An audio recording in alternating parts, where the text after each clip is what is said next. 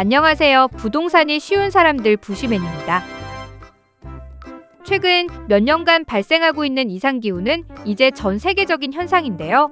오늘은 지구촌 곳곳에서 속출하고 있는 기상이변이 부동산 시장에는 어떤 영향을 미치고 있는지 살펴볼까 합니다.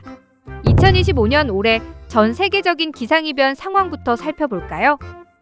미국 서부는 수개월 동안 이어진 가뭄과 고온으로 대형 산불이 발생해 수천 헥타르의 산림이 잿더미로 변했습니다. 유럽은 100년 만에 폭우로 독일과 프랑스 지역이 침수되며 수십 명의 사상자가 발생했고요. 중국은 양쯔강 유역에서 극심한 폭염과 가뭄이 겹치며 농작물 피해가 속출했고 전력 공급에도 차질을 빚었습니다.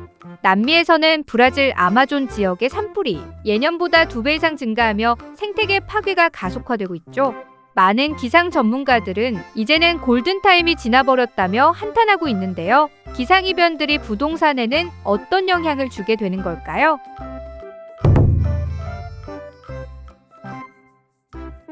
지금까지 부동산 가치를 좌우하던 핵심 기준은 당연히 입지와 교통이었죠. 하지만 앞으로는 기후가 그 자리를 대신하게 될 것이라는 의견이 지배적입니다. 기후위기가 부동산에 미치는 가장 직접적인 영향은 자연재해로 인한 물리적 피해인데요. 집중호우로 인한 침수, 극심한 가뭄으로 인한 산불, 해수면 상승 등 이상기후 현상은 주택 자산을 파괴하고 막대한 경제적 손실을 유발합니다. 한국환경연구원 조사에 따르면 우리나라에서 침수 흔적 인근 100m 이내 주택가격은 인접주택보다 평균 2.8% 낮게 형성되는 경향을 보인다고 합니다. 과거의 재해 이력이 현재의 자산 가치에 반영되고 있음을 보여주는 것이죠. 해외에서는 그 영향이 더 뚜렷하게 나타나는데요. 뉴욕타임스에 따르면 해수면 상승 위험에 노출된 미국 플로리다주 마이애미 해안가 고급 주택들의 거래량은 그렇지 않은 지역에 비해 16에서 20% 감소했고요. 가격은 최고점 대비 약 5% 하락했다고 밝히고 있습니다. 캘리포니아 대형 산불로 인한 주택 피해액은 최대 2,750억 달러, 하나로 약 400조 원에 달할 것이라는 조사 결과도 있죠.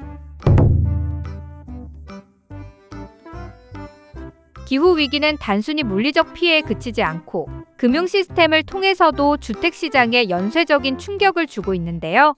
잦은 자연재해로 인해 보험사들의 손실 부담이 커지면서 주택보험 시장에도 위기로 작용하고 있습니다. 미국에서는 주택보험료가 최근 1년 새 21%나 급등했고요. 영국에서도 지난해 홍수 등으로 주택보험금이 사상 최고치를 기록하면서 보험료가 전년 대비 13%가 증가했습니다. 더 심각한 일은 보험사들이 재정적 위험을 피하려 재해 취약 지역에서는 신규 가입을 피하고 기존 계약 갱신은 중단하고 있다는 점입니다. 미국 대형 보험사 스테이트팜과 올스테이트는 캘리포니아 산불 고위험 지역에서 신규 주택 보험 판매를 중단했죠. 이런 상황은 곧바로 주택담보대출, 모기지 시장의 영향으로도 이어지는데요. 대부분의 금융기관이 주택담보대출 시 보험 가입을 필수 조건으로 요구하기 때문에 보험 가입이 불가능해지면 주택 구매자는 대출을 받을 수 없게 되고 이는 해당 지역의 거래 침체와 가격 하락을 초래하게 되는 거죠.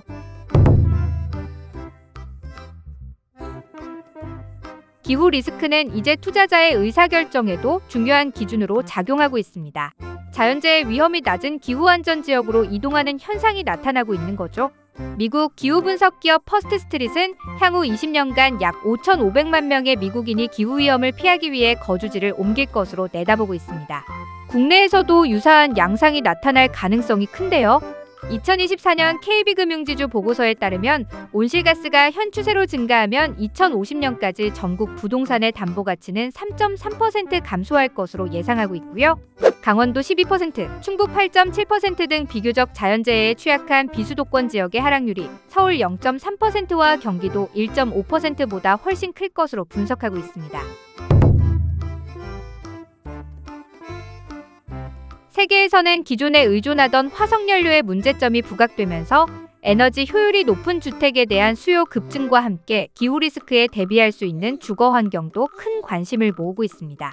미 연방주택담보대출회사 프레디맥 조사에 따르면 에너지 효율이 높은 주택은 그렇지 못한 주택에 비해 평균 2.7% 높은 가격에 매매되고 등급이 높을수록 가격은 3에서 5% 더 비싸게 거래되고 있다고 합니다.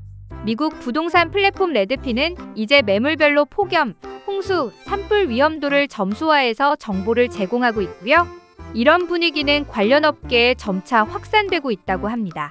우리 사정도 크게 다르지 않은데요. 정부는 재취약 지역의 개발은 제한하는 한편 안전한 지역으로 개발을 유도하는 정책을 추진하고 있고요. 건설업계도 모듈러 건축과 같은 친환경 기술을 통해 폐기물을 줄이고 건설 효율을 높이는 혁신을 시도하고 있습니다. 이 같은 글로벌 녹색 건축 자재 시장은 32년까지 1,199억 달러 규모로 성장할 것으로 예상되고 있다네요.